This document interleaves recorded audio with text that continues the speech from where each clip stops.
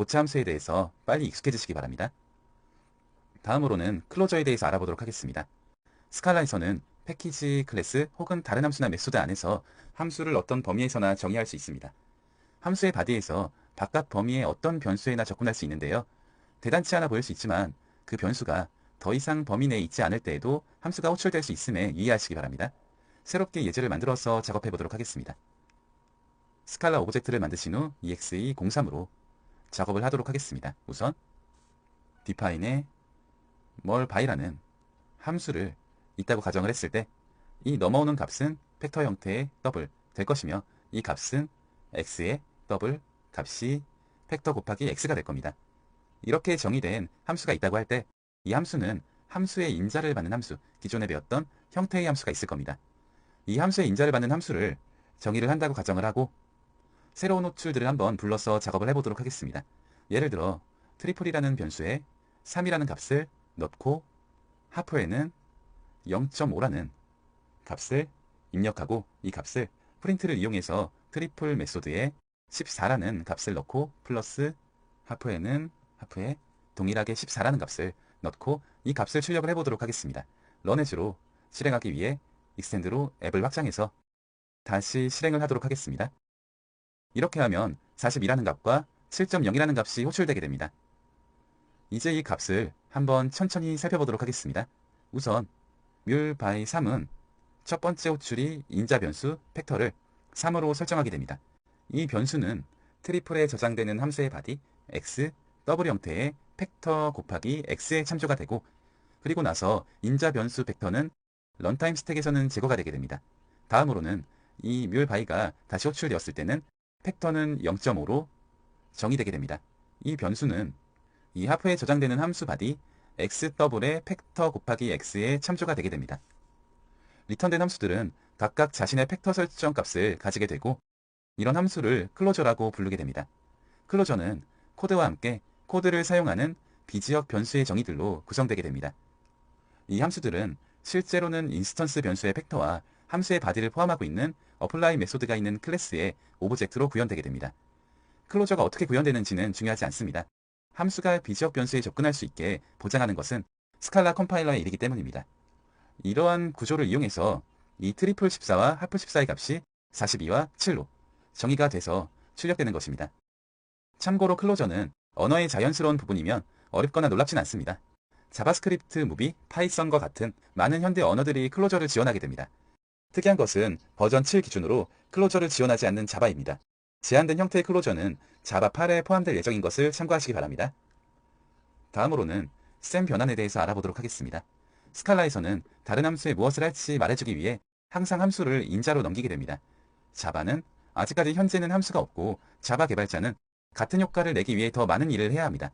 보통 액션을 인터페이스를 구현하는 클래스 안에 놓고 그 클래스의 인스턴스를 다른 메소드에 주게 됩니다. 대개 이들 인터페이스는 하나의 추상 메소드를 가지게 되는데요. 이들은 자바에서 셈 타입이라고 불리게 됩니다. 셈 타입의 약자는 S는 하나, 즉 싱글, 그리고 A는 추상, 앱스트릭, 그리고 M은 마지막으로 메소드의 약자입니다. 이것 또한 예를 들어서 작업해 보도록 하겠습니다. src 아래에서 스칼라 오브젝트 exe04로 만들어 작업하도록 하겠습니다. 우선 두 개의 임포트를 이용해서 작업하도록 하겠습니다. 자바 안에 awt 안에 이벤트의 언더바 그리고 자바 x의 스윙 언더바를 호출한 후 작업하도록 하겠습니다. 우선 이 예제는 버튼이 클릭되었을 때 카운터를 증가시키기를 원한다고 가정해 보도록 하겠습니다. 예를 들어서 오브젝트 안에 카운터라는 값이 0으로 존재하고 발의 버튼은 new j 버튼 안에 인크리먼트로 넣어주고 이 버튼 안에 add 액션 리스너를 달아서 버튼이 클릭되었을 때 카운터를 증가시키겠습니다.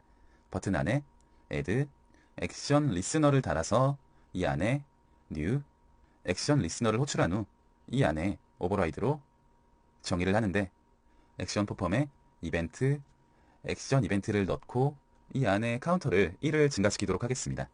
이렇게 하면 버튼이 클릭되었을 때 리스너에서 이벤트가 클릭될 때마다 카운터로 증가를 시킬 것입니다. 이렇게 작업하면 기계적인 코드가 너무 많다는 것을 확인할 수 있을 겁니다. 이럴 때는 add 액션 리스너에서 이렇게 함수를 넘길 수 있다면 좋을 것일 텐데요. 이럴 때 버튼의 add 액션 리스너를 이벤트 안에 액션 이벤트로 받아서 넣을 수 있도록 작업을 할 수 있습니다. 그런 문법을 가능케 하려면 암묵 변환을 제공해야 하는데 추후 공부할 예정이지만 세부사항을 공부하지 않고도 쉽게 추가할 수 있는 방법이 있습니다. 그런 방법을 이용해서 함수를 액션 인스턴스로 변환을 하는 작업을 해보도록 하겠습니다.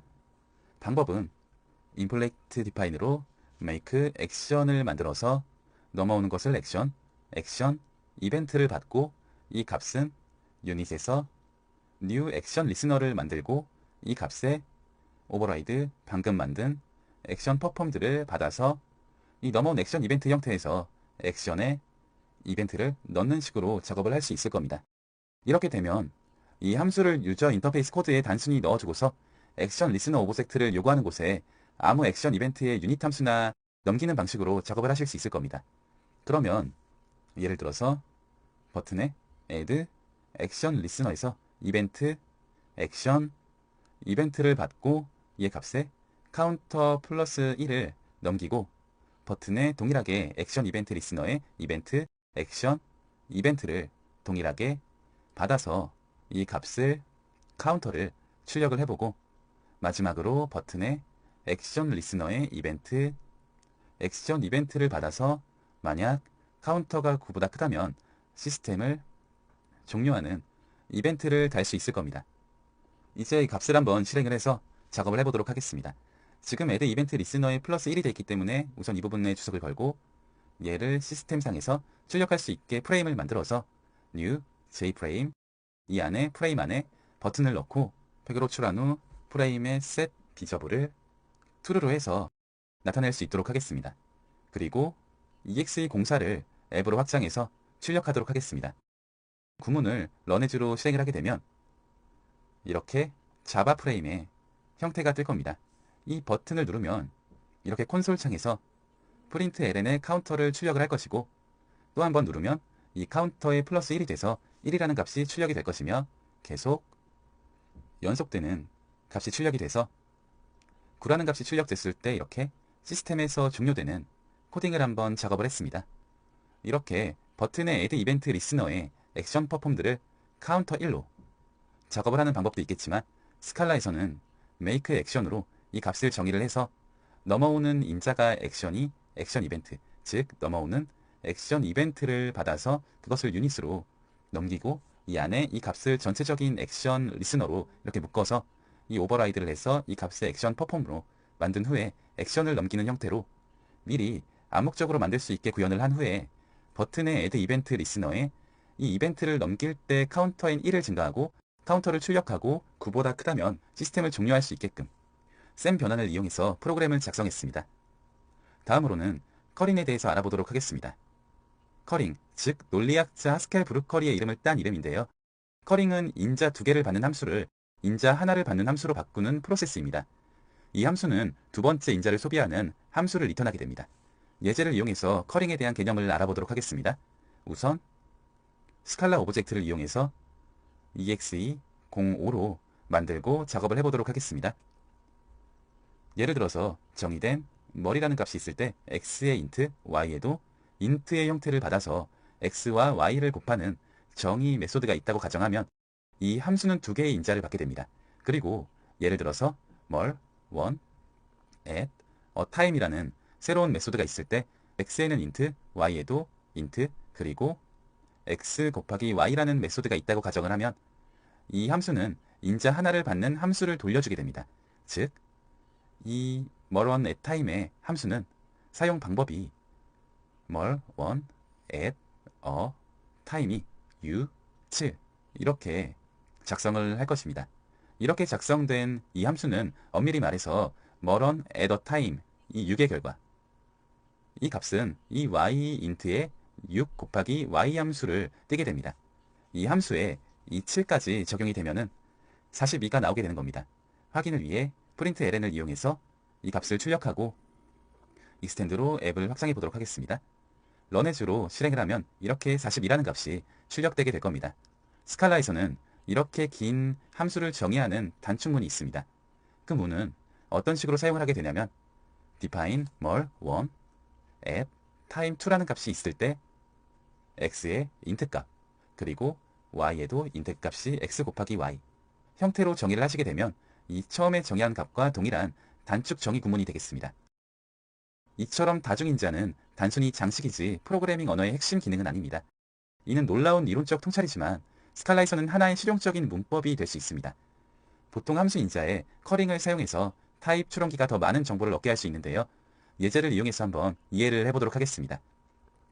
우선 커런스 파운드라는 메소드가 있는데 이 메소드는 특정 비교 기준에 따라 두 개의 시퀀스가 같은지 비교할 수 있는 함수가 있습니다.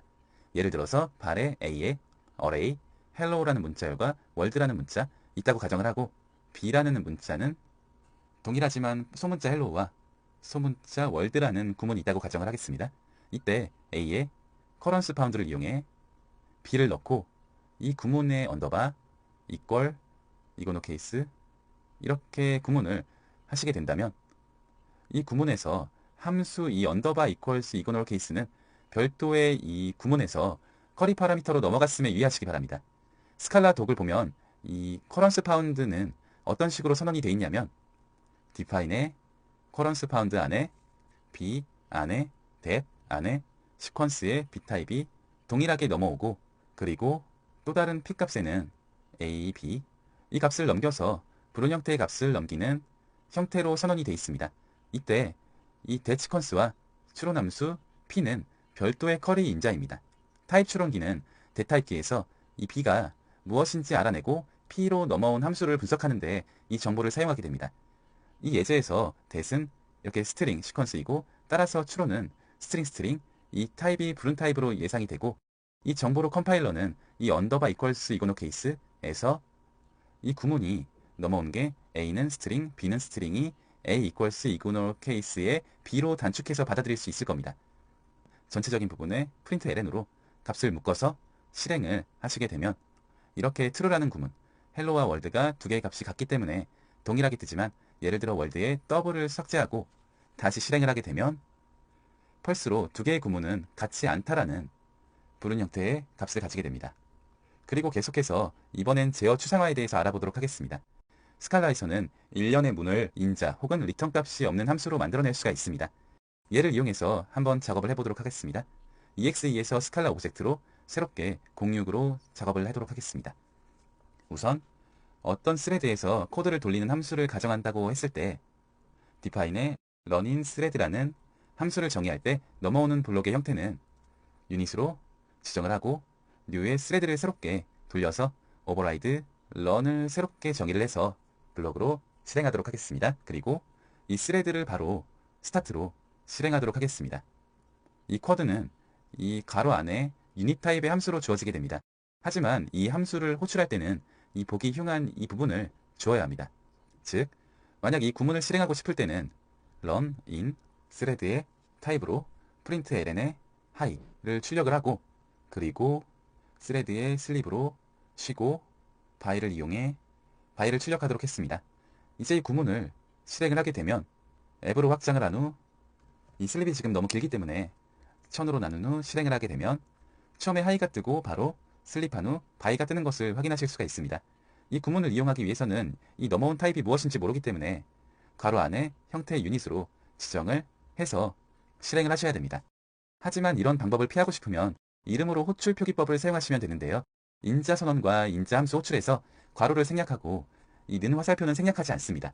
예를 들어서 동일하게 이 구문에서 이 괄호만 없애고 이 넘어온 함수의 블럭을 지워서 블럭으로 만든 후에 출력할 때는 이 구문을 지우고 간결하게 프린트의 하이로 출력하신 후에 사용하시면 됩니다. 실행을 하시게 되면 동일하게 하이 그리고 바로 잠깐 슬립한 후 바이가 뜨는 것을 확인하실 수가 있습니다. 이는 매우 좋아 보입니다. 스칼라 프로그래머는 언어 키워드처럼 보이는 함수인 제어 추상화를 만들 수가 있는데요. 예를 들어서 while문과 정확히 같은 함수를 구현할 수도 있습니다.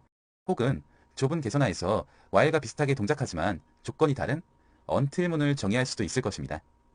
예를 들어 확인해 본다면 until이라는 값에 이 안에 넘어온 값이 불룬으로 변환이 되고 이 안에 블럭의 값은 유닛으로 구분되게끔 작성할 수도 있을 것입니다. 넘어온 값이 널이 아니라면 블럭 그리고 계속 하고 블럭을 정의를 하게 될 겁니다. 이 구문은 x의 값을 10으로 정의를 하고 동일하게 while문처럼 until에 x가 0이라면 x는 마이너스는 1 그리고 println으로 x를 출력해서 이 값을 런에즈로 실행을 하시게 되면 이렇게 하이부터 바이 구문이 아닌 9876543210이라는 구문이 while문처럼 실행되는 것입니다. 이런 함수 인자를 칭하는 기술적인 용어는 이름으로 호출 인자입니다. 혹은 일반 값으로 호출 인자와는 달리 인자 표현식이 함수가 호출될 때는 계산되지 않습니다. 어쨌든 until 호출에서 x는 0이 펄스로 계산되길 원치 않는 것입니다. 대신 표현식은 인자가 없는 함수의 바디가 됩니다. 그 함수는 인자로 넘어가게 됩니다. 이렇게 스칼라에서는 제어 추상화의 기본과 이름으로 호출 개념을 이용해서 리턴 값이 없는 함수로 만들어낼 수도 있습니다. 이 개념을 잘 이해하시면서 작업하시기 바랍니다. 고차 함수의 마지막인 리턴 표현식에 대해서 알아보도록 하겠습니다. 스칼라에서는 함수 값을 리턴하기 위해서 리턴문을 사용하지 않습니다. 함수의 리턴 값은 단순히 함수 바디의 값을 나타내고 있습니다. 하지만 익명함수에서 각각 이름에 있는 함수의 값을 리턴하기 위해서 리턴을 사용할 수 있는데요. 이는 제어 추상화에 유용하게 사용될 수 있겠습니다. 얘를 이용해서 리턴 표현식을 알아보도록 하겠습니다. 새롭게 프로젝트를 만든 후 작업하도록 하겠습니다. 스칼라 프로젝트를 선택해 주시고 챕터 12-3이라고 작성하신 후 src 아래에서 New에 스칼라 오브젝트를 선택해 주시고 exe01로 작업하겠습니다. 우선 함수를 한번 만들어 보도록 하겠습니다. 예를 들어서 define until이라는 함수를 정의한다고 가정을 하고 넘어오는 값이 볼륨 그리고 또한 블럭이 유닛으로 변환하는 함수가 있다고 가정할 때 바로 전 단계에서 작업했던 스위치 while문과 동일하게 동작을 하는 구문입니다. 우선 널이 아니면 블럭 그리고 계속 이 값을 넘겨서 계속 연결하는 구문을 적어주시면 이렇게 while문과 동일한 함수가 되는데 이때 index of란 함수를 만들어 보도록 하겠습니다. index of란 함수는 스트링 형태의 값이 오고 캐릭터 형태의 값이 온다고 가정을 하고 이 값을 int로 반환하겠습니다.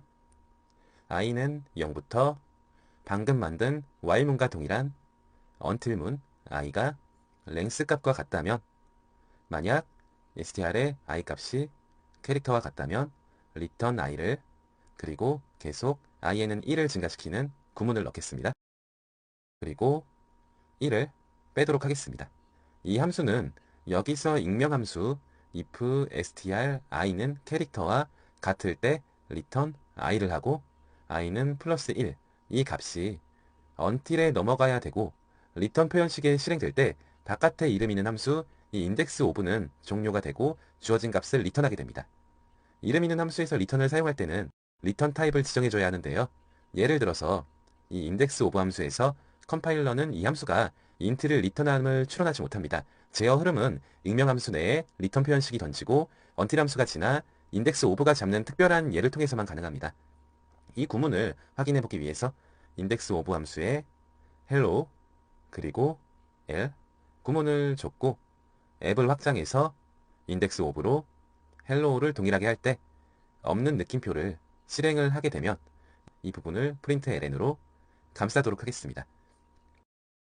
런에즈 스칼라 어플리케이션으로 실행하게 되면 2와 마이너스 1이라는 값이 입력되게 됩니다. 그 이유는 hello의 첫 번째 l은 hel에 equal 느낌표 같은 문구는 없기 때문에 이 until이 돌면서 값을 넘길 때 i의 값에 있는 length에 있는 캐릭터 값을 체크를 한 후 그 값을 i번째에서 리턴을 하고 그렇지 않다면 마이너스 1을 리턴했기 때문입니다. 이렇게 다시 한번 스칼라에서의 리턴 표현식은 함수 값을 리턴하는 것이 아니라 단순히 함수의 바디 값을 리턴할 때 사용한다는 표현식의 정의를 기억을 하시고 작업하시기 바랍니다. 다음으로는 콜렉션에 대해서 알아보도록 하겠습니다. 이번 장에서 라이브러리 사용자 입장에서 스칼라 컬렉션 라이브러리를 한번 학습할 예정인데요. 이미 접한 배열과 웹 외에도 다른 유용한 컬렉션 타입들을 살펴볼 것입니다. 컬렉션에 적용할 수 있는 많은 메소드들이 있는데 이번 장에서는 이들을 정연히 살펴볼 겁니다. 그리고 중요한 체크사항이 있다면 우선 모든 컬렉션은 인터레이블 트레이드를 확장한다는 개념과 컬렉션의 세 가지 중요 범주는 시퀀스, 집합, 맵이라는 것과 스칼라는 대부분 컬렉션에 대해 수정 가능한 버전과 수정 불가능한 버전을 가지고 있다는 점, 또한 스칼라 리스트는 비었거나 머리와 또다시 리스트인 꼬리를 가지고 있다는 점, 또한 집합은 순서가 없는 컬렉션이며 삽입 순서를 유지하려면 링크드 셋을 사용하고 정렬된 순서를 반복하려면 솔티드 셋을 사용한다는 점이 있겠습니다. 또한 플러스는 원소를 순서 없는 컬렉션에 원소를 더해서 플러스와 앞에 있는 기호에서 시퀀스 앞과 혹은 뒤에 더해서 플러스는 두 개의 컬렉션을 병합하고 마이너스와 마이너스는 원소를 제거한다는 점. 인터레이블과 SAQ 트레이트는 흔한 연산을 위해서 10여 개의 유용한 메소드를 가지고 있는데 지루한 루프를 작성하기 전에 이들을 확인하는 방법과 매핑, 폴딩, 디핑은 함수나 연산을 컬렉션의 원소들에 적용하기 유용한 기술이라는 개념을 함께 살펴보도록 하겠습니다. 그럼 가장 먼저 중요 컬렉션 트레이트에 대해서 알아보도록 하겠습니다. 먼저 새롭게 프로젝트를 만들어서 작업하도록 하겠습니다. 스칼라 프로젝트 챕터 13이라고 적으시고 src 아래에서 exe01로 스칼라 오브젝트를 만들어 주시기 바랍니다. 우선 이터러블 컬렉션의 모든 원소에 접근할 수 있게 해주는 이터레이터를 줄 수 있는 컬렉션입니다. 예제를 이용해서 한번 확인을 해보시면 예를 들어 컬의 어레이가 1, 7, 2, 9라는 값이 있다고 가정을 했을 때 이것은 어떠한 이터레이블이 되고 이터라는 변수의 콜의 이터레이터 이 값은 while문을 이용해서 while의 이터의 해시 next를 이용해서 println의 이터의 next 값 이 해시 next를 이용해서 넘어온 값이 무엇인지 체크하는 방식이 있을 겁니다. 이 구문을 출력을 해본다면 run as scala application 이렇게 하면 1729라는 값이 출력이 되는데 이것이 컬렉션을 방문하는 가장 기본적인 방법입니다. 하지만 이 장 전체에 걸쳐 보통 좀 더 편리한 방법들이 있는데요. SEQ는 배열이나 리스트와 같이 순서가 있는 일련의 값입니다. 인덱스 등 시퀀스는 정수 인덱스를 이용한 빠른 무작위 접근을 허용하는데요. 예를 들어서 어레이 버퍼는 인덱스가 되지만 링크드 리스트는 그렇지 않습니다. 그리고 셋은 순서가 없는 값의 컬렉션입니다. 솔티드 셋에서 원소는 항상 정렬된 순서로 방문이 되고 맵은 키와 밸류 쌍의 집합입니다. 솔티드 맵은 키로 정렬된 항목을 방문하는데요. 예전에 맵과 튜플을 공부할 때 다뤘던 부분입니다. 그렇기 때문에 계층은 자바의 계층과 유사하고 몇 가지 반가운 개선 사항들이 있습니다. 첫 번째로는 맵도 계층의 일부로 별도의 계층이 아니란 점과 인덱스드 시퀀스는 배열의 슈퍼타입이지 리스트의 슈퍼타입이 아니어서 두 가지를 구분할 수 있게 한다는 점입니다. 그렇기 때문에 각 스칼라 컬렉션 트레이트 혹은 클래스는 컬렉션의 인스턴스를 생성하기 위한 어플라이 메소드가 있는 컴패니언 오브젝트를 가지고 있습니다. 그렇기 때문에 예제를 이용해서 예를 들어서 지금 사용하려는 컬러에 대한 것을 우선 임포트를 하고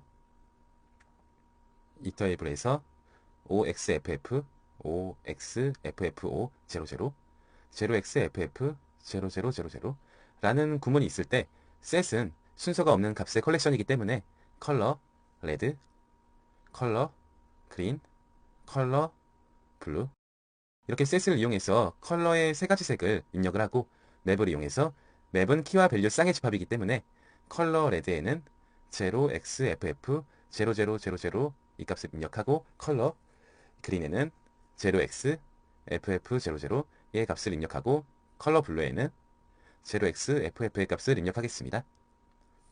그리고 솔트 셋을 이용해서 이 값은 컬렉션 안에 있기 때문에 임포트로 스칼라 안에 컬렉션을 호출하고 솔티드 셋을 이용해 헬로우 월드 이 값을 이제 출력을 하게 되면 모두 포이치 println의 구문을 돌려서 출력을 하고 이 솔티드 셋도 런에즈로 실행을 하게 되면 이렇게 이 구문에 255, 65280 그리고 이 값에 대한 값들이 출력이 되고 그리고 셋에는 255 0b 이 형태의 레드 값과 그린 값과 블루 값의 코드 값이 출력이 되게 됩니다.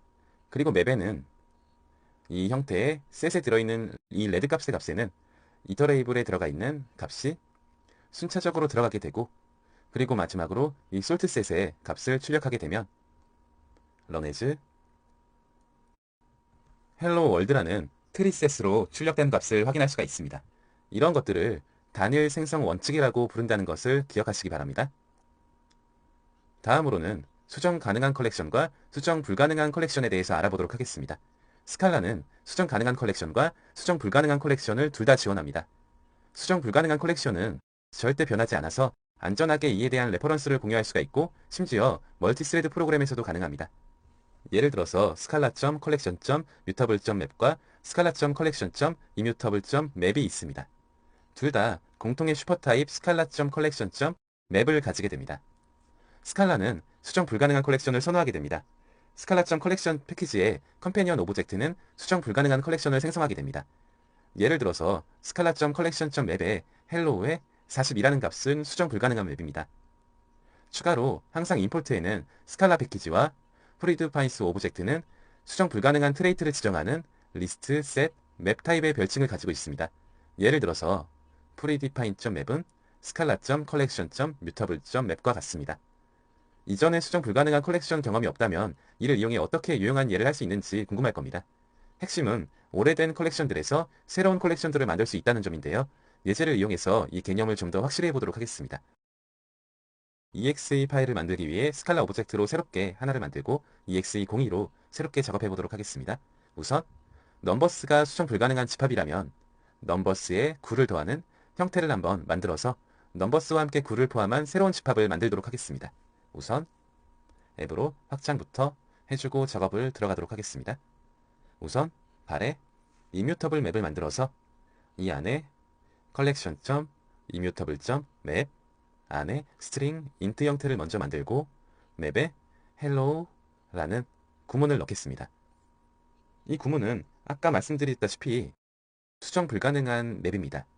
이 수정 불가능한 맵은 scala.collection.immutable 맵을 이용해서 만들면 이 맵은 수정할 수 없게 됩니다. 그리고 발에 mutable 맵을 만들 때는 new collection.mutable.hash 맵을 이용해서 동일하게 string int 형태를 만들 때 발에 맵에 collection.map.map의 string과 int 형태를 받고 이 값을 mutable 맵으로 바꾸겠습니다. 이렇게 하고 이 값을 mutable 맵에 put을 이용해서 이 값에 값을 넣으면 기존의 이 맵의 hello 42는 바꿀 수 없었지만 만약 맵에 put으로 프리드로 29라는 값을 입력하면 에러가 나게 됩니다. 그렇듯 이 맵에 에러가 나는 이유는 기존에 말씀드렸다시피 맵은 수정할 수 없는 컬렉션의 맵에 형태를 띠고 있습니다. 그렇기 때문에 이 형태의 에러가 나고 뮤터블 맵을 이용해서 추가를 해야만 에러가 나지 않는다는 것을 확인하실 수가 있습니다. 그리고 방금 전에 말한 대로 넘버스가 수정 불가능한 집합이라는 가정하에 9를 더할 때 넘버스와 함께 9를 포함한 새로운 집합을 만드는 예제를 작업을 해보도록 하겠습니다. 이는 재기 계산에서 특히 자연스럽게 작업할 수 있을 텐데요. 예를 들어서 정수의 모든 자리에 숫자의 집합 계산을 하실 수가 있을 겁니다. 그렇게 만들 수 있는 소스는 define에 n은 int 형태의 타입이 오고 set int 타입으로 그 값을 셋할 것입니다. 만약 n이 0보다 작다면 다시 재기 함수를 호출해서 마이너스 타입으로 n을 호출을 하고 아니라면 n이 10보다 작다면 이 안에 set을 이용해서 n을 풋하고 그렇지도 않다면 다시 재기함수로 호출을 해서 10을 나눈 후 플러스 n의 %10으로 나머지 값을 가지고 오도록 하겠습니다. 이렇게 한 후 값을 호출을 해보도록 하겠습니다. 이 값을 호출을 하면 이렇게 1729라는 정수의 모양으로 숫자들이 셋되게 됩니다. 이 메소드는 하나의 숫자를 포함한 집합으로 시작을 하게 되는데요. 즉 1729라는 숫자의 집합에서 시작해서 각 단계에서 다른 숫자가 더해집니다. 하지만 숫자 더하기가 집합을 변경하진 않습니다. 대신 각 단계에서 새로운 집합이 생성이 돼서 이렇게 밸류 값이 출력이 되는 겁니다. 다음으로는 시퀀스에 대해서 알아보도록 할 예정인데요. 시퀀스는 우선 예제를 이용해서 작업한 후 어떤 특징이 있는지 알아보도록 하겠습니다. new 스칼라 오브젝트 이용해서 exe03으로 만든 후 작업을 이어가도록 하겠습니다. 우선 ex 앱을 확장해서 작업을 해보도록 하겠습니다. 우선 value에 vc라는 변수가 있을 때 이 값은 1부터 100만까지 순차적으로 간다고 가정하겠습니다.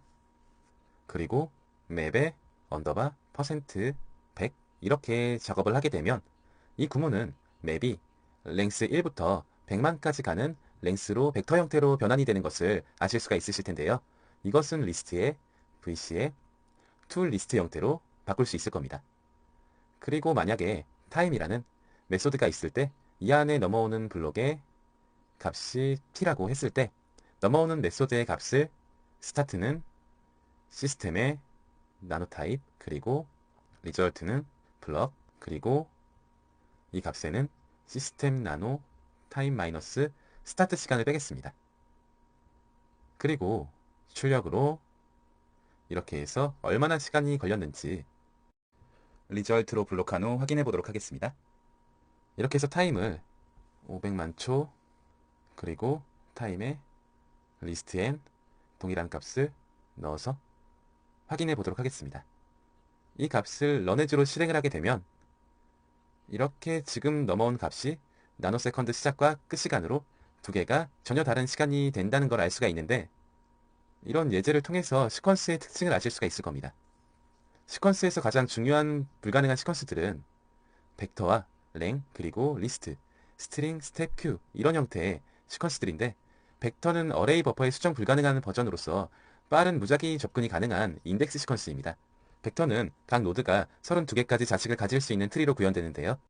100만 개의 연수가 있는 벡터는 4개의 노드 레이어가 필요하고, 이런 리스트에서 원소 접근은 4번의 뜸이 필요하고, 반면에 링크드 리스트에서는 평균 50만이 걸리게 됩니다.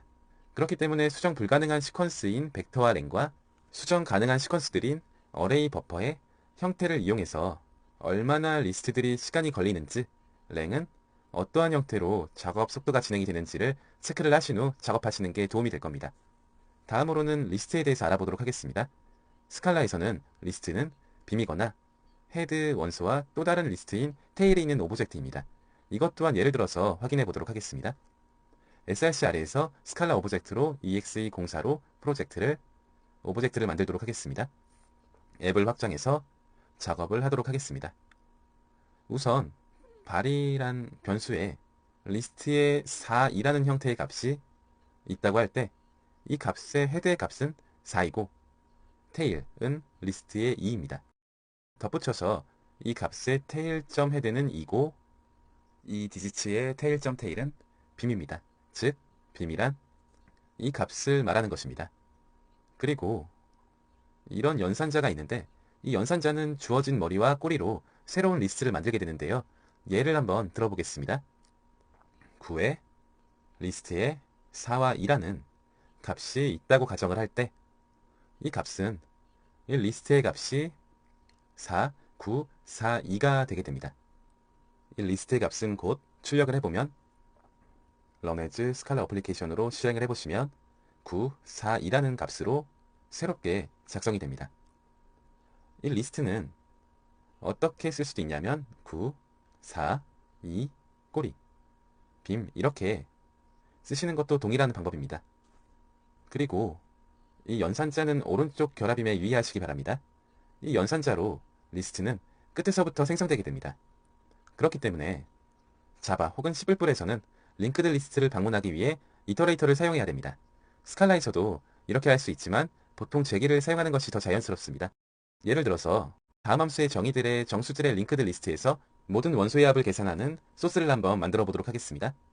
우선 정의를 해서 썸에 넘어오는 리스트 형태는 리스트에 인트 값이 될 것이며, 이 값은 인트로 넘기겠습니다. 만약 리스트의 값이 끝이라면 0, 아니라면 리스트의 헤드, 그리고 썸의 리스트의 꼬리, 마지막 테일을 출력하도록 하겠습니다.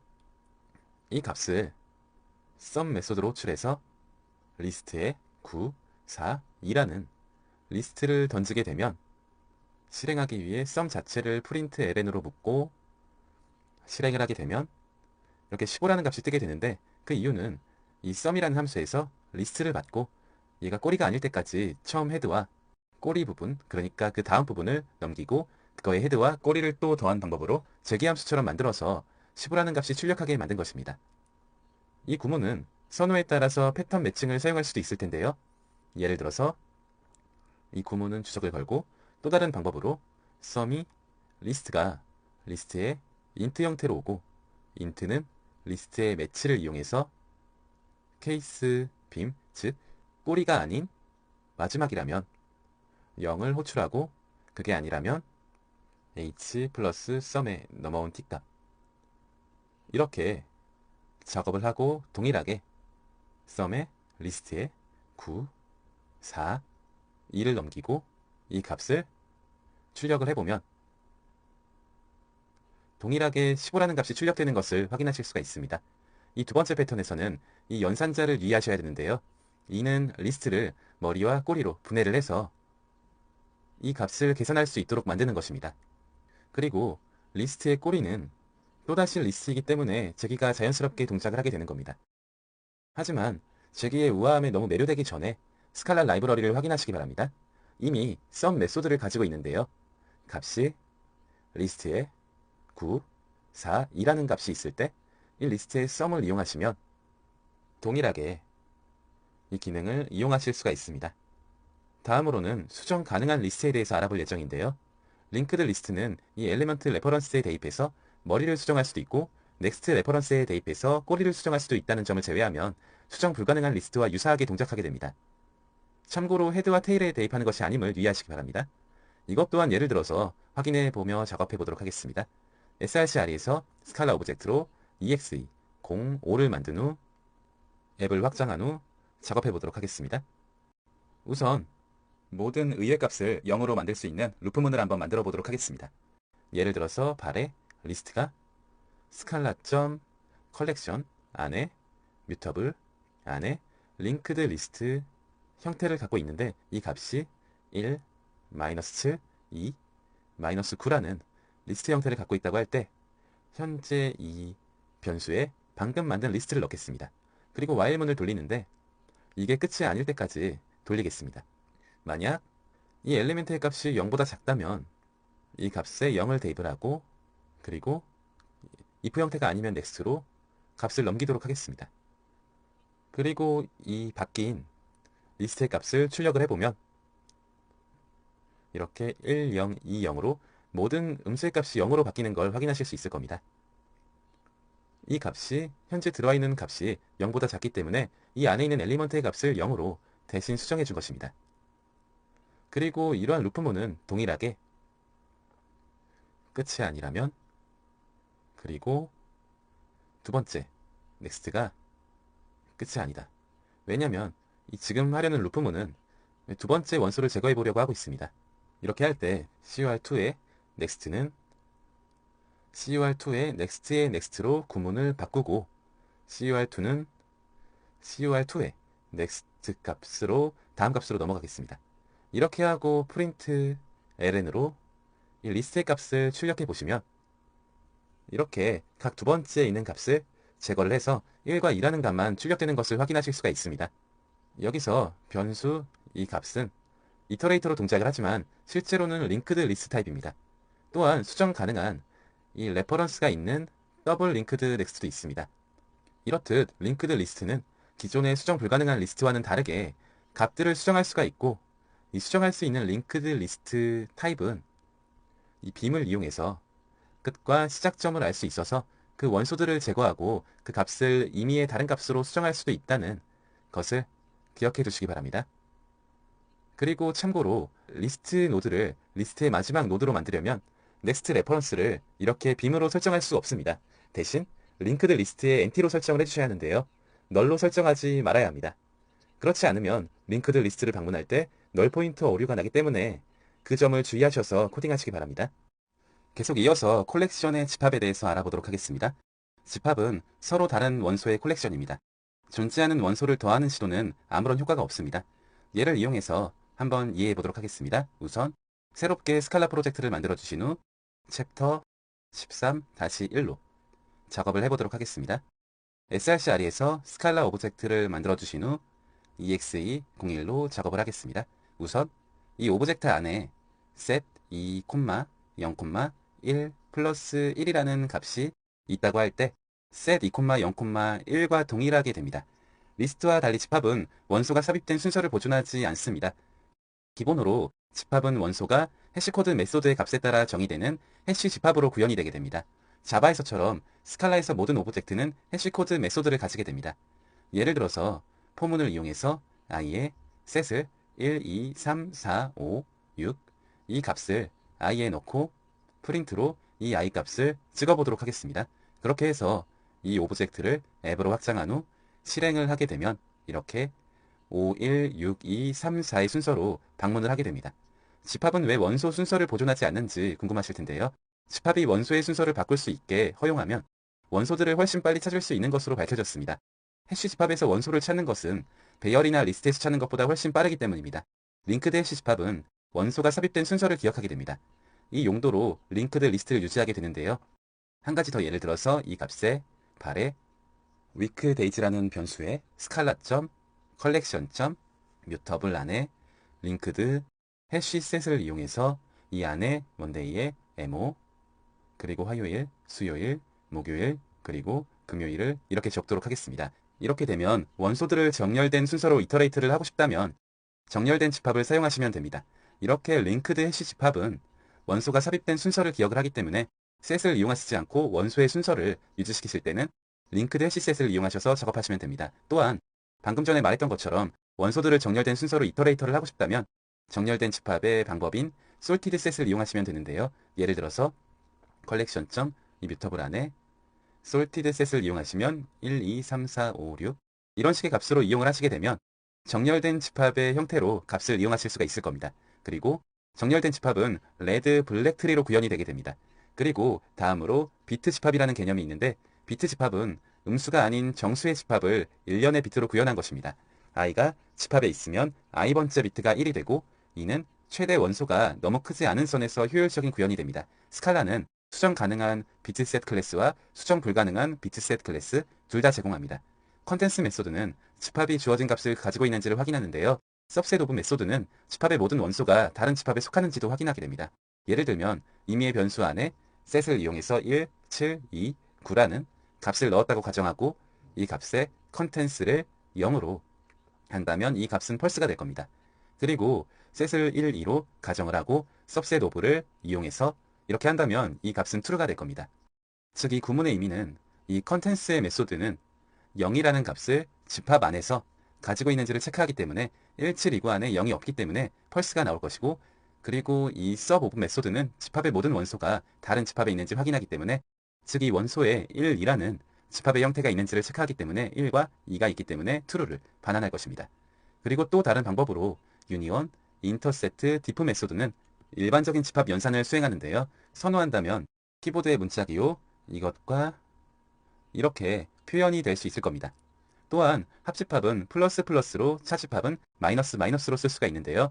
간단한 예제를 이용해서 말씀드리면 예를 들어 임의의 값의 셋으로 숫자가 2, 3, 5, 7이라는 값이 프라임스라는 변수 안에 있다고 가정할 때 위에 있는 이 변수의 값과 유니온, 프라임스 이렇게 하면 유니온에 대한 값을 확인할 수가 있고 또한 마이너스 마이너스 프라임스 이렇게 하면 차집합 형태의 이 합집합 그리고 교집합과 마지막 차집합의 값을 만약에 출력을 하게 된다고 가정하면 프린트 ln으로 이 안에 있는 값들을 확인을 해보도록 하겠습니다.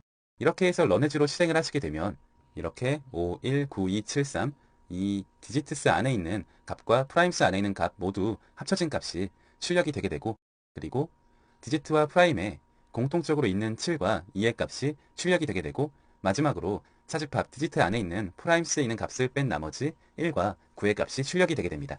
이렇게 집합의 여러 가지 메소드들을 이용해서 작업을 하실 수 있습니다. 다음으로는 원소들을 추가 혹은 제거하는 연산자들을 알아볼 예정인데요. 원소들을 추가하거나 제거하는 연산자들에는 많은 연산자들이 존재하게 됩니다. 저희는 그 중에서 일반적으로 플러스는 순서가 없는 컬렉션에 원소를 추가하는 데 사용되고 문자 기호, 플러스 이런 형태의 값을 순서가 있는 컬렉션의 원소를 시작 혹은 끝에 더하는 연산자입니다. 그리고 동일한 기능에는 먼저 이 기호의 플러스를 작업을 하실 수 있습니다. 예제를 이용해서 보시게 되면 벡터 안에 1, 2, 3 합치는 기호를 이용해서 5라는 값을 넣게 되면 이 값은 출력을 해보면 1, 2, 3 안에 5라는 값이 이 연산자 안에 추가되는 것을 확인할 수 있습니다. 그리고 동일하게 1 플러스 이 안에 벡터로 1, 2, 3을 넣고 이 값을 출력하면 이렇게 1 문자 뒤에 1, 2, 3을 합쳐서 1, 1, 2, 3의 값을 넘겨주게 됩니다. 콜론으로 끝나는 다른 모든 연산자와 마찬가지로 플러스의 기호는 오른쪽 결합이고 오른쪽 p 연산자의 메소드입니다. 이들 연산자들은 기존 콜렉션을 수정하지 않고 새로운 콜렉션, 즉 기존과 같은 타입을 리턴하게 되는데요. 수정 가능한 콜렉션들은 왼쪽을 변경하는 플러스는 연산자를 가지고 있습니다. 예를 들어 보면 우선 임포트를 이용해 스칼라 안에 컬렉션 안에 뮤터블 안에 어레이 버퍼를 임포트를 한 후 발에 넘버스라는 변수 안에 어레이 버퍼를 이용해 1, 2, 3의 값을 넣도록 하겠습니다. 그리고 넘버스 안에 플러스는 연산자를 이용해서 5를 넣어보도록 하겠습니다. 이렇게 만든 연산자는 이 넘버스 안에 5를 추가한다는 의미인데요. 이 어레이 버퍼 안에 1, 2, 3 다음으로 플러스는 연산자를 이용해서 5를 추가를 했습니다. 그리고 다음으로는 수정 불가능한 컬렉션으로 다음과 같이 이 바에 대해서 플러스는 혹은 연산자 이 기호 플러스는 이 기호를 이용해서 수정 불가능한 컬렉션에 사용할 수가 있는데요. 예를 들어서 바라는 변수에 넘버스2라는 값을 넣는다고 가정할 때 셋을 이용해 1, 2, 3이라는 값이 있고 넘버스2에 플러스는 5를 하게 되면 이 넘버스2를 수정 불가능한 집합인 넘버스 플러스 5로 설정을 한다는 의미가 되게 됩니다. 그리고 바에 넘버 벡터라는 값이 있다고 가정할 때 이 값을 벡터 1, 2, 3이라고 가정하면 넘버 벡터는 연산자 기호를 이용해 5라고 이렇게 작업하게 되면 이 벡터는 플러스 연산자가 없기 때문에 플러스는 동작하지 않습니다.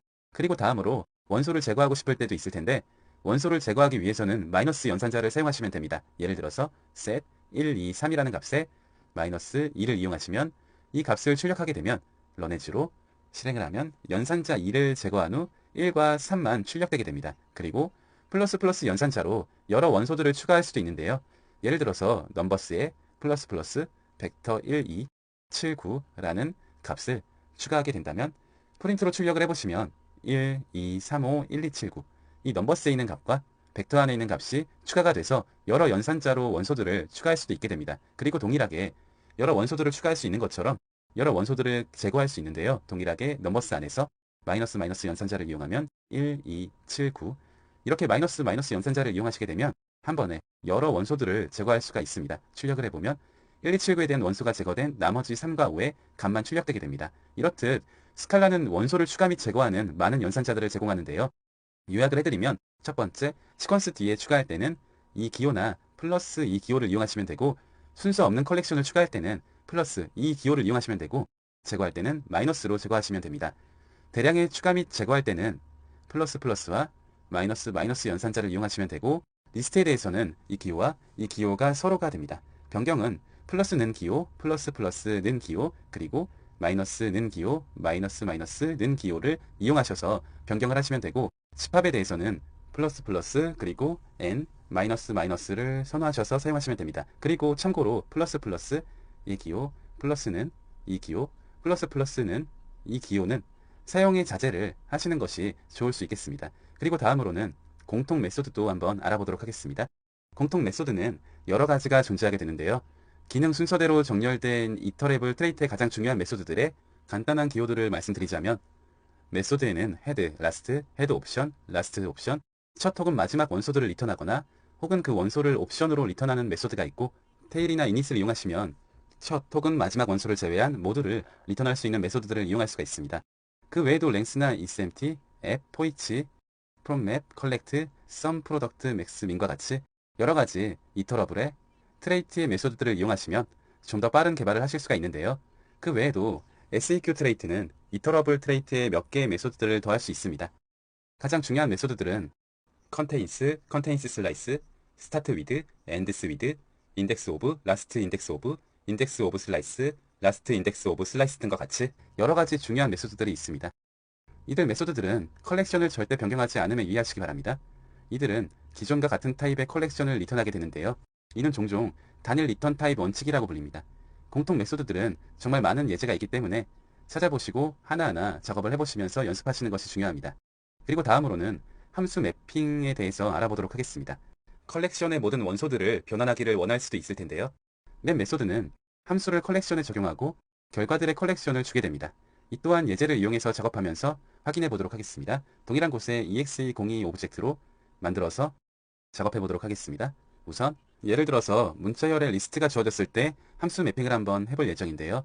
발을 이용해 names 안에 list, peter, per, mary라는 리스트 값이 있다고 가정을 해보도록 하겠습니다.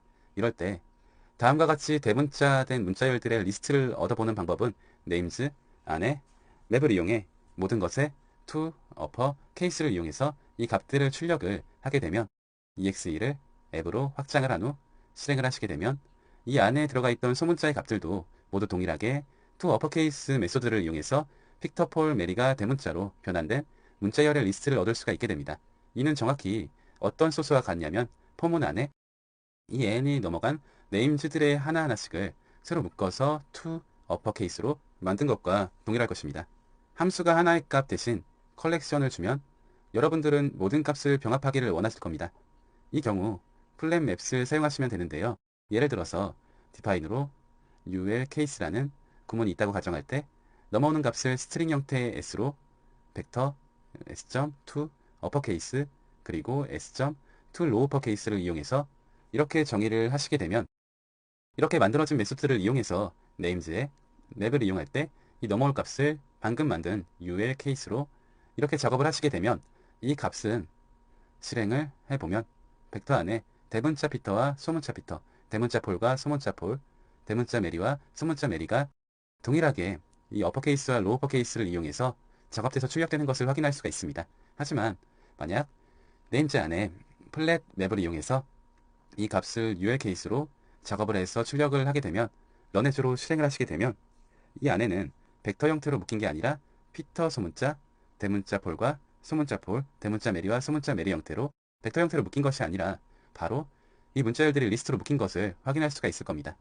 플랫 맵과 같은 경우는 모든 값을 함께 병합을 하라고 하실 때 사용하시면 됩니다. 참고로 옵션을 리턴하는 함수에 플랫 맵을 사용하시게 되면 결과 콜렉션은 함수가 sum 안에 들어있는 v로 리턴한 모든 값을 v 값들을 포함하고 있다는 것을 체크하시기 바랍니다. 다음으로는 컬렉트 메소드에 대해서 한번 알아보도록 하겠습니다. 컬렉트 메소드는 모든 입력에 대해 정의되지 않을 수 있는 함수인 부분함수와도 동작을 하게 됩니다.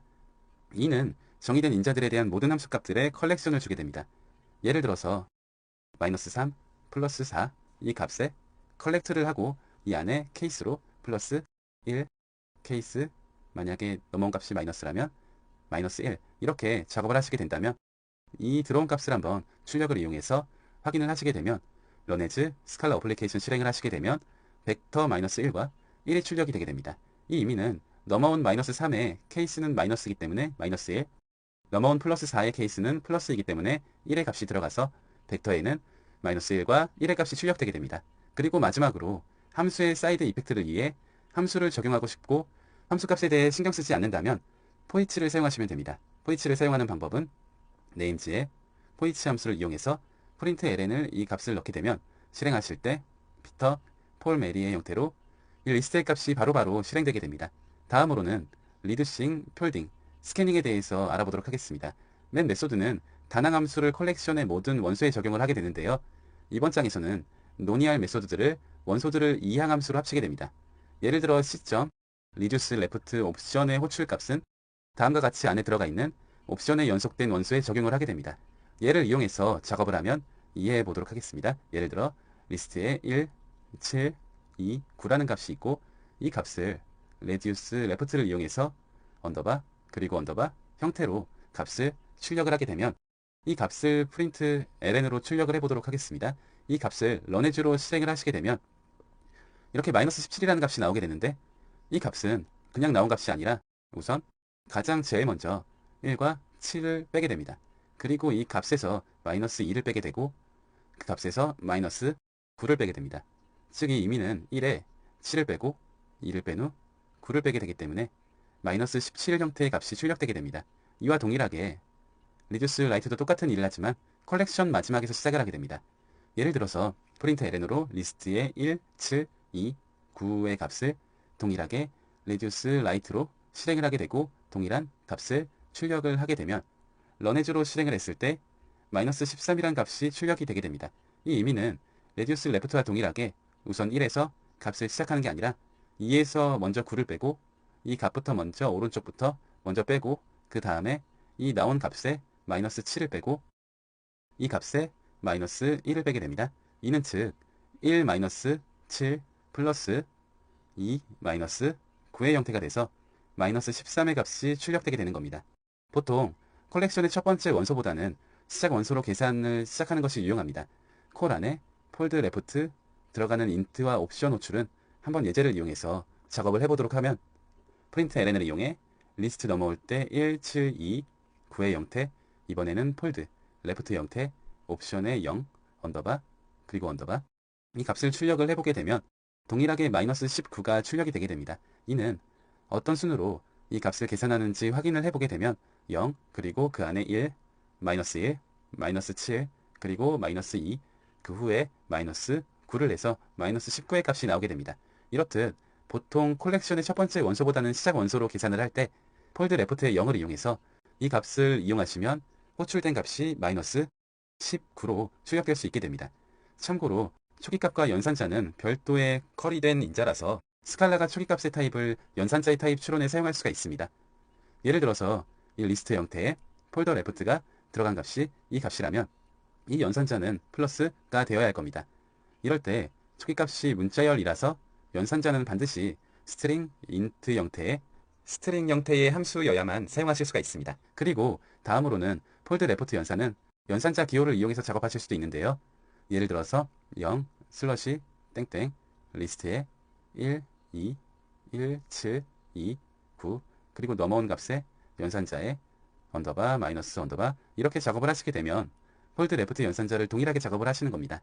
이 연산자를 이용해 하셔서 넘어올 때 들어오는 값이 0, 이 값이 마이너스, 이것과 동일하게 들어오는 값은 0, 이 폴드 레프트의 기호, 그리고 이 들어오는 값 형태를 동일하게 작업을 하셔서 연산자의 기호로 이용해서 작업하실 수 있습니다. 그리고 다음으로 폴딩은 종종 루프에 대한 대체제로 매력적이기도 합니다.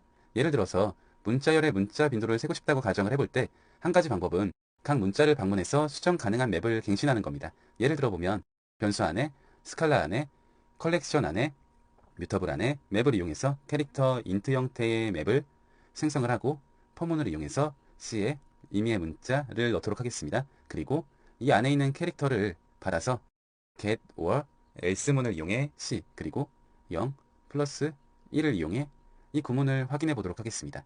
이렇게 되면 이 과정은 이 FREQ 안에 있는 맵 형태가 I는 4번, M은 1번, S는 4번, P는 2번의 형태로 저장이 될 것입니다. 그리고 이 과정에 대한 다른 방식도 있습니다. 각 단계에서 빈도맵과 새로 접한 문자를 합쳐서 새로운 빈도맵을 생성하기도 합니다. 이를 폴드라고 합니다. 그리고 마지막으로 스캔 레프트와 스캔 라이트 메소드들에 대해서 알아보도록 하겠습니다. 이 두 가지 메소드들은 폴딩과 매핑을 합치게 되는데요. 모든 중간 결과의 컬렉션을 얻게 됩니다. 예를 들어서 1부터 10까지 스캔 레프트를 이용해 0, 언더바, 플러스, 언더바 이렇게 작업을 하시게 되면 이 값을 프린트 ln을 이용해서 출력을 해보도록 하겠습니다. 런에즈로 실행하시게 되면 이 벡터 안에 0, 1, 36, 10, 15, 21, 28, 36, 45, 55의 값이 출력이 되게 됩니다. 이 값의 의미는 방금 1부터 10까지의 스캔 레프트 0을 이용해서 모든 부분에 합수를 준다는 의미입니다. 이렇듯 스캔 레프트와 스캔 라이트 메소드들을 이용해서 폴딩과 매핑을 합치는 방법도 있을 것이며 여러 가지 메소드들을 이용해서 값을 출력하거나 메소드들을 정의하거나 더하고 뺄 수도 있는 리듀싱, 폴딩, 스캐닝의 개념을 이용하셔서 스칼라를 작업하시기 바랍니다. 참고로 어떤 while 루프라도 폴드로 대체가 가능합니다. 루프에서 갱신되는 모든 변수를 합친 데이터 구조를 만들고 루프에서 한 단계를 구현하는 연산을 정의하기 때문입니다. 이것이 항상 좋은 생각이라고 말하는 것은 아니지만 루프와 변경이 이렇게 제거 가능하다는 사실이 흥미롭기 때문입니다. 계속해서 컬렉션의 여러 가지 방법들 중 지핑에 대해서 알아보도록 하겠습니다. 앞절의 메소드들은 연산을 같은 컬렉션에 인접한 원소들에 적용을 하게 됩니다. 두 개의 컬렉션에 종종 있고 상응하는 원소들을 병합하고 싶을 겁니다. 이것 또한 예를 들어서 작업해 보도록 하겠습니다. 새롭게 프로젝트를 만든 후 챕터 13-2로 만들도록 하겠습니다. src 아래에서 스칼라 오브젝트를 하나 만들어서 그 안에서 작업을 해보도록 하겠습니다.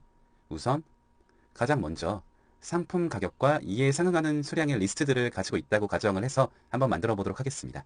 우선 발에 price라는 변수가 있는데 prices 리스트에 5.0, 20.0, 9.9라는 값들이 있다고 가정을 해보도록 하겠습니다. 그리고 이 양에 대한 변수도 리스트로 10, 2개, 1개 의 변수로 작업을 해보도록 했습니다. 이때 집 메소드는 이들을 쌍의 리스트로 합칠 수 있게 해줍니다.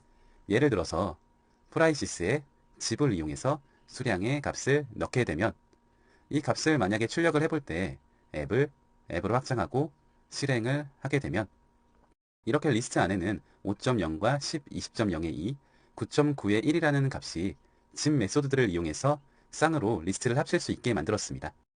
이 리스트는 안에 들어가는 값이 더블과 인트 형태로 구성이 되며 메소드는 지퍼의 이빨처럼 두 컬렉션을 결합하기 때문에 집이라고 불리게 됩니다. 이제 각상의 함수를 적용하기가 쉽게 되는데요. 예를 들어서 프라이시스 안에 집 메소드로 이 수량을 묻게 되면 이때 맵을 이용해서 p에 넘어온 p._1 곱하기 p._2를 이렇게 적용을 하게 되면 이 값의 결과값을 보게 되면 런에즈로 실행하시게 되면 이 값의 리스트의 50.0, 40.0, 9.9의 값이 출력되게 됩니다. 이 의미는 5.0에 곱하기 10, 20에 곱하기 2, 9.9에 곱하기 1의 값을 가지게 되는 건데요. 이렇게 되면 모든 아이템이 총 가격도 확인하고 싶을 겁니다. 이럴 때 동일하게 프린트 ln 안에 프라이시스 집으로 묻고 수량에 대한 값을 맵으로 묶은 후 동일하게 p에 p._1로 그 수량을 넘어온 값과 넘어온 두 번째 값을 곱해서 그 값을 만든 후 이 값을 썸으로 묶게 되면 이 값은 99.95라는 값이 출력이 되게 됩니다. 이렇게 되면 총 나와 있는 아이템의 썸을 이용한 총 가격을 확인할 수 있는 겁니다. 만약 한 컬렉션이 다른 컬렉션보다 짧으면 결과는 더 짧은 컬렉션의 개수만큼 짝을 가질 수 있게 만들 수 있을 겁니다. 예를 들어서 리스트에 5.0, 20.0, 9.95라는 값이 있다고 할 때 이 값을 집으로 묶어 리스트의 10과 2로 가진다고 가정을 해보도록 하겠습니다. 이렇게 되면 이 값을 프린트 ln으로 출력을 하시게 되면 5.0과 10, 20.0과 2, 9.95에 대한 값은 나오지 않을 겁니다. 그렇기 때문에 zip_all 메소드는 더 짧은 리스트에 대해 디폴트를 지정할 수 있게 해주는 방법이 있습니다. 예를 들어 리스트에 동일한 값이 있을 때 zip을 zip_all 메소드를 이용해서 리스트가 넘어오는 값은 10과 2지만 그 값이 없을 때는 0.01 이렇게 작업을 하고 출력을 하시게 되면 이렇게 9.9의 값은 이 리스트에 넘어오는 값에는 없지만 기본으로 1의 값은 작업을 지정을 해서 9.95는 1의 리스트로 묶일 수 있게 만드는 겁니다. 그리고 zip with index 메소드도 있는데 zip with index 메소드는 두 번째 원소 요소가 각 원소의 인덱스인 쌍의 리스트를 리턴하게 됩니다. 예를 들어서 스칼라라는 문자 안에 zip with index 이렇게 작업을 하시고 이 값을 출력을 하시게 되면 이 안에 x, c, a, l, a 스칼라에 대한 값과 이 값이 s는 0, c는 1, a는 2가지, l은 3, a는 4라는 값이 출력되게 됩니다. 이 s에는 0번째 값에 그 값이 있고 c는 첫 번째 값에 a는 세 번째 값에 l은 세 번째 자리, a는 네 번째 자리에 있다는 의미가 되는데요. 이는 특정 프로퍼티로 원소의 인덱스를 개선하길 원한다면 유용하게 사용될 수 있을 겁니다. 예를 들어서 스칼라라는 문자에 zip with index 아래 max를 이용해서 이 값을 출력을 해본다면 L, 3의 값이 있을 겁니다. 그리고 또한 인코딩이 가장 큰 값의 인덱스는 동일하게 프린트 ln으로 스칼라 아래 zip with index 아래 max ._2를 이용하시면 인코딩이 가장 큰 값의 인덱스를 확인하실 수가 있을 텐데요.